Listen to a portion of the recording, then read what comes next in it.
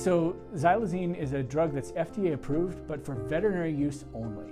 And it's approved for veterinary use for sedative, as a sedative for large animals. It works the same in an animal body versus a human body, essentially by turning off your sympathetic nervous system or your fight or flight system. So what that means for this particular drug, since you're turning off your fight or flight system, is you can expect the person to be sedate. You can expect them to initially have high blood pressure, then immediately after that, very low blood pressure, slower heart rate, and again, drowsiness. The two things that we see clinically that are concerning are, the first is patients who either partially respond or don't seem to respond to Narcan or naloxone, because this drug it's not an opioid. It doesn't work in your brain the same way that fentanyl and other opioids do. So there's not reason to believe that normal doses of Narcan, or I should say typical doses of Narcan, that would revive somebody after a fentanyl overdose would do much for xylazine intoxication. The other thing that this drug appears to cause, and the evidence is not very good yet, but we're still learning as we go, is it does seem to cause very disfiguring skin wounds. It's not exactly clear why that is. People who use drugs intravenously frequently get skin infections at the site where they perform the venipuncture. But this is not that. This is wounds associated with xylazine that are much larger and not located exclusively at the point of injection. And we think that's because xylazine, at least in animals, does cause your blood vessels to constrict and reduce blood flow out to the skin, at the same time dropping your blood pressure. So essentially you're shunting all your blood away from your skin.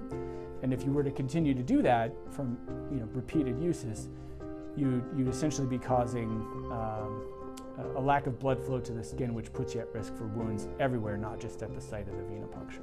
We think that's what's going on.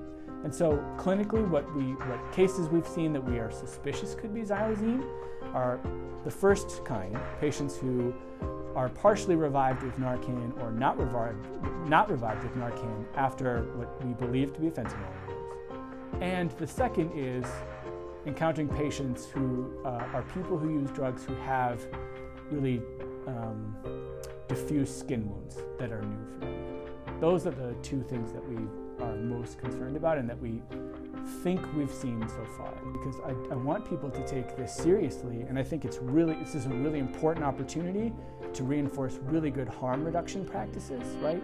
For people who use drugs, we don't ever recommend that they use alone, and this is a good reason to use with someone else if you're going to use. We recommend, whether there's xylazine in the community or not, going low and going slow when you dose, especially if you're going to use IV. Because if you use a little bit and you really become drowsy, that might save your life instead of using your full regular dose. And more than ever, it's really important to not combine drugs if your regular drugs are already being combined and you're not being made aware of it. So this is a time where it's really important to not drink alcohol before you use fentanyl, because the last thing you need is to add alcohol to the xylazine and the fentanyl at the same time, because I do believe that would put you at higher risk for dying or having a respiratory arrest. I want to make sure that we're careful with this and that because anything that gets people to embrace and encourage safe use practices is really important. But I feel like a bad public health official in this case, because I don't have good data to inform the public well about what the real risk is. But the circumstantial evidence is concerning. And I do think it's important that people know that this is a new problem with fentanyl use that we all are going to have to figure out.